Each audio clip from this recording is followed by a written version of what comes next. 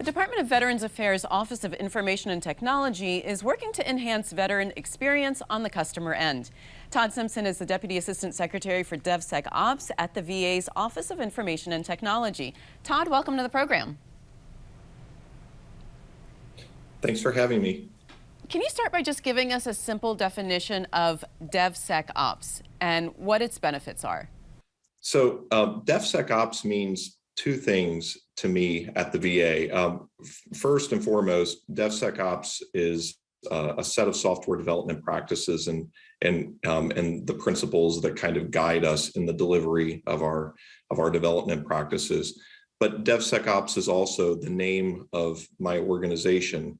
It's it's very specific. It's development, security, and operations, and it's a collective, uniform organization that's comprised of developers, portfolios, and all the product lines that are inside those portfolios, a help desk, end user support, the engineering component, and the network components that support all of the underlying technologies.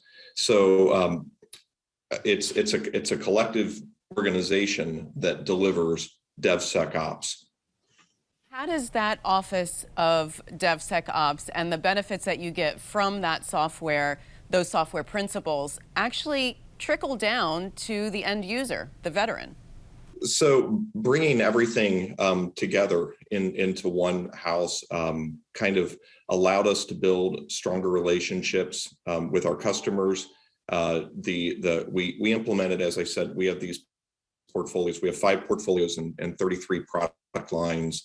And the DevSecOps products that we develop all flow through those portfolios, and those portfolios are customized around our specific customers.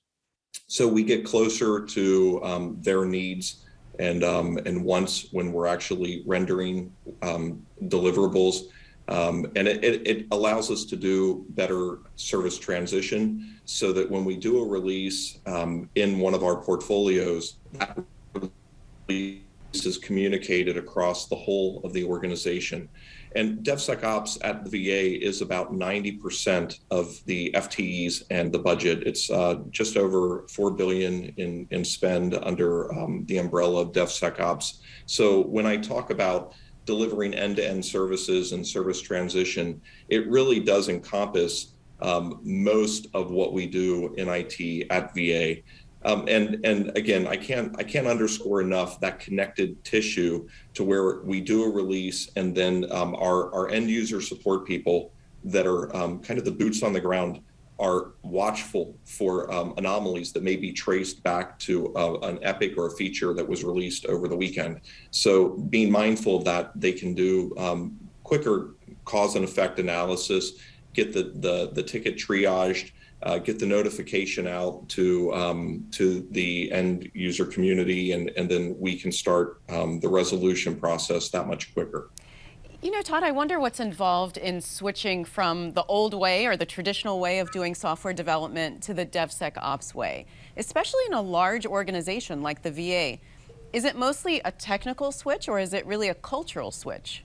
It's a mix of both, and the emphasis is really, I think, on moving from that project to a product focus, and it's also about implementing the right technologies to support that move from, I think, a traditional waterfall approach to a more agile approach.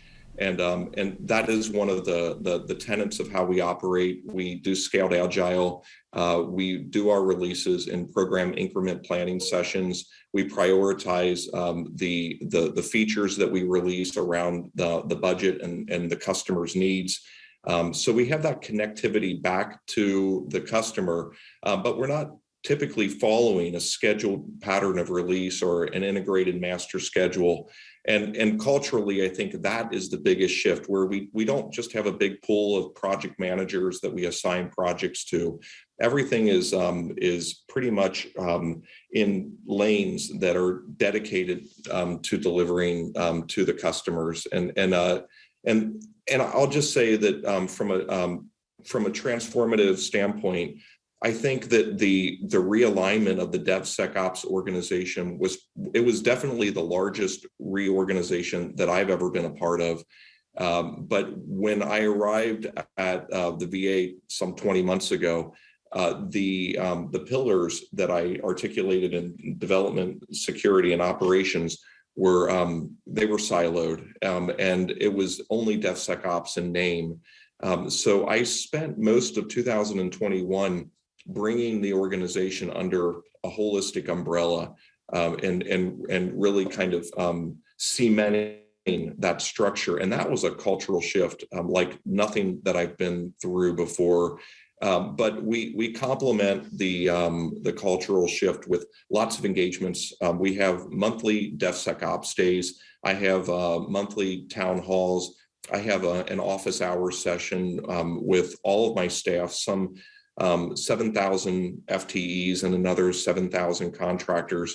And not everybody attends all these meetings, obviously, but they're open to everyone. And I just operate under a mode of transparency so that everybody understands what we're trying to do, the vision, and how we intend to get there. And I try to involve everybody in that journey. All right. Well, Todd, I appreciate you being on the program and joining us. Thank you very much. Thank you. Thank you for watching. If you enjoyed the video, give it a thumbs up and subscribe to our channel so you don't miss out on any future Government Matters interviews.